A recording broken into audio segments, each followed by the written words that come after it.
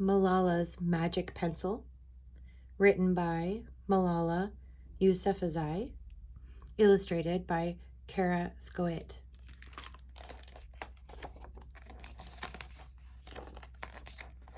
Do you believe in magic? When I was younger, I used to watch a TV show about a boy who had a magic pencil. If he was hungry, he drew a bowl of curry and it appeared.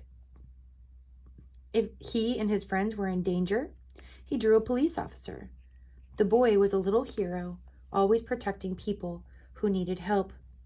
How I wanted a magic pencil too. If I had a magic pencil, I would use it to put a lock on my door so my brothers couldn't bother me, stop time so I could sleep an extra hour every morning, erase the smell of the trash dump near our house. And I would use it to make other people happy. I would draw the most beautiful dresses in the world for my mother, the best buildings in the valley for my father, so he could open many schools where children would study for free. A proper ball, so my brothers and I no longer had to play with an old sock stuffed with rubbish. Every night before I went to bed, I wished for a magic pencil of my own. And every morning I would wake up and check my cupboard. But the magic pencil was never there. One day, I was throwing away potato peels and eggshells at the dump. I was wrinkling my nose, swatting away flies, and making sure I didn't step on anything dirty in my nice shoes when I saw a girl about my age sorting trash into piles. Nearby, boys were fishing out metal scraps using magnets on strings. When my father returned home from work, I told him what I had seen. It made him sad. "Abba?" I said. "Yes, Yanni," he said back. I always liked it when he called me dear one. "Why haven't I seen that girl in my class?" "Because," he said, "he didn't finish right away. Because, Yanni, in our country, not everyone sends their daughters to school, and some children must work to support their families. Those boys will sell the metal scraps they find, and if they went to school, their families would go hungry. School was my favorite place, but I had never considered myself lucky to be able to go."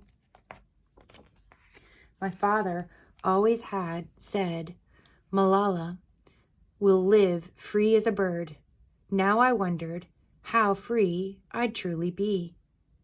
That night, I thought about families who didn't have enough food, and the girl who couldn't go to school, and even about how, when I was older, I would be expected to cook and clean for my brothers because, where I came from, many girls weren't allowed to become what they dreamed of.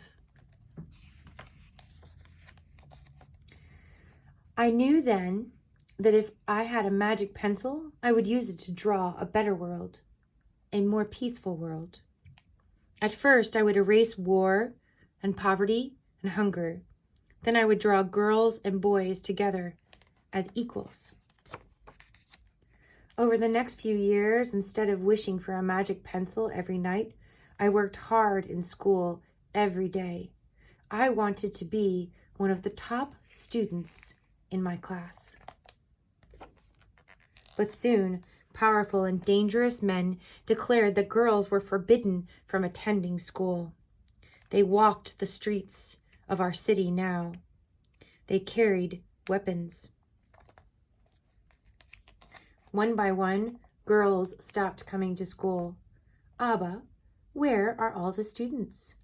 They don't feel safe here anymore, Yanni." How could a few men stop all the girls in our valley from going to school? If more people knew what was happening to us, I thought they might help. Wishing wasn't enough. Someone needed to speak out. Why not me? I wrote about what it felt like to be scared, to walk to school, and how some of my friends had moved away because of the threat that faced our city. I wrote about how much I loved school and how proud I was of my uniform. Once I started writing, I didn't stop. I wrote speeches and traveled around my country, sharing my story. I even talked to a reporter from a famous international newspaper. People actually wanted to learn about my life. I spoke for all the girls in my valley who couldn't speak for themselves. My voice became so powerful that the dangerous men tried to silence me, but they failed. And now my voice is louder than ever. Louder because people have joined me, and together we make a chorus standing up for what we believe. We raise our voices for those in need, help people in danger, even if they are an ocean away. Think of the world as a family. Do you still believe in magic? I do. I wrote alone in my room, but people all over the world were reading my story. Millions know it now and help me spread my message of hope. I had at last found the magic I was looking for, in my words and in my work. I am Malala. I've always wished I could make the world a more peaceful place, and every day I work to make my wish come true. One child, one teacher, one book, and one pen can change the world. Dear friend, as a child, I used to watch a TV show called Shaka Laka Boom Boom. It was about a boy named Sanju who could make anything real by drawing it with a magic pencil he found. Sanju and his friends were always getting into trouble with the magic pencil, but the magic pencil would help them get out of it. But in my early childhood was mostly trouble-free. I grew up in the beautiful Swat Valley in northwest Pakistan. The sister of two cheeky brothers, and the only daughter of a resilient mother and inspiring father who was a school principal. Trouble came to my valley when I was 10 years old, and girls were forbidden from going to school. At first, I thought, what can I do? I'm just a child. As I watched my father speak out for girls' education, I realized I had a voice too, and I wanted to use it. I believed then, as I believe now, that all children should have access to education. When we are young, we feel powerless. We rely on adults to do the serious work.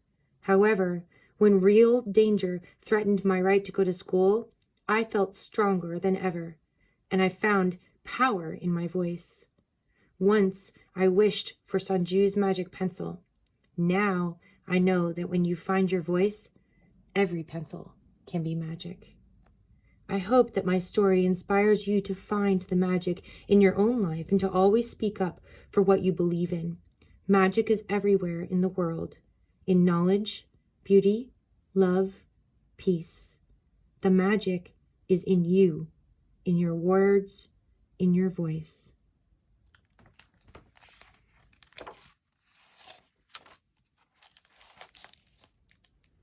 The true story of one girl's wish for a better world.